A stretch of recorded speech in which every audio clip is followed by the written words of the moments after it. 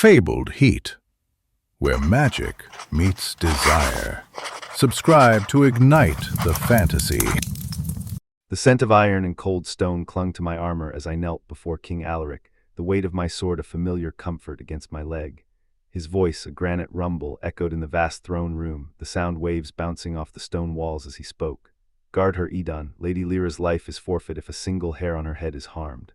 I barely registered the weight of my sword, my gaze drawn to her, a slender figure cloaked in shadows, her gloved hands cradling a worn leather-bound book. The flickering torches cast eerie shadows on the walls as whispers followed her like a second skin, a noble's disgraced daughter hidden within our walls, but it wasn't her lineage that captivated me. It was the way she carried herself, a fragile strength, a quiet defiance that hinted at secrets buried deep.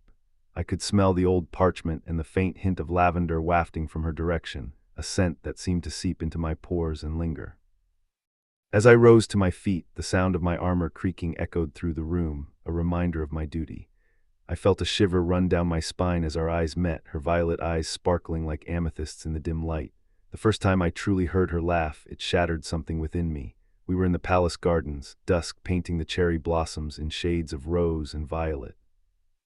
The air was filled with the sweet scent of blooming flowers and the soft chirping of birds, a serene backdrop for the turmoil that brewed within me. She'd sought refuge beneath a flowering tree, lost in the pages of her book. I lingered, a shadow amongst shadows, my duty a cold weight against the burgeoning ache in my chest. The sound of pages turning and her soft murmurs were the only sounds that broke the silence. She traced the words with a delicate finger, her lips curving in a private smile. When a petal drifted onto the page, she let out a soft, unrestrained giggle, a sound that resonated through me like a physical blow.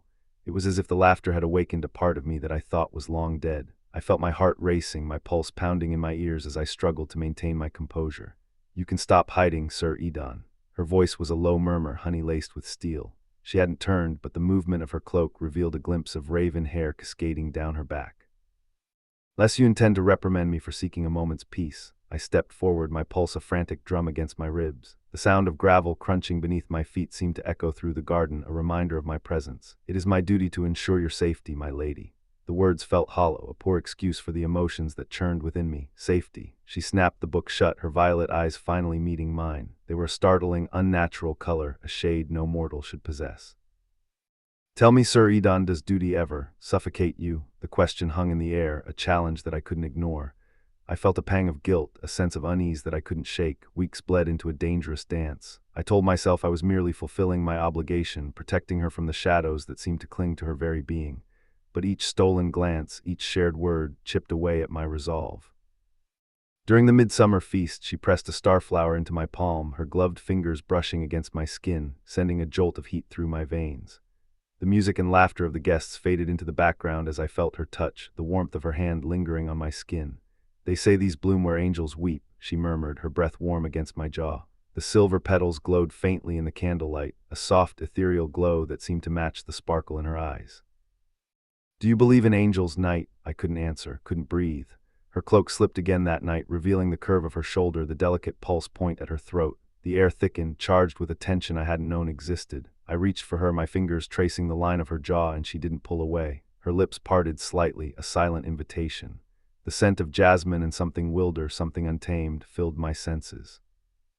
I lowered my head, needing to taste her, to feel the warmth of her skin against mine. The world around us melted away, leaving only the two of us, suspended in a moment of pure anticipation. And then a shadow fell across us, and a voice, cold as winter, shattered the spell. "Sir Edon." The sound of my name was like a slap, a harsh reminder of my duty and the danger that lurked in the shadows. I felt a surge of anger, a sense of frustration that I couldn't ignore. As I turned to face the speaker, I caught a glimpse of Lady Lyra's face, her eyes flashing with a mixture of fear and defiance. I knew in that moment that I would do anything to protect her, to keep her safe from the shadows that seemed to haunt her every step. The sound of my armor creaking echoed through the room once more, a reminder of my duty and the oath I had sworn to uphold. I stood tall, my heart pounding in my chest, ready to face whatever challenges lay ahead, as long as Lady Lyra was by my side.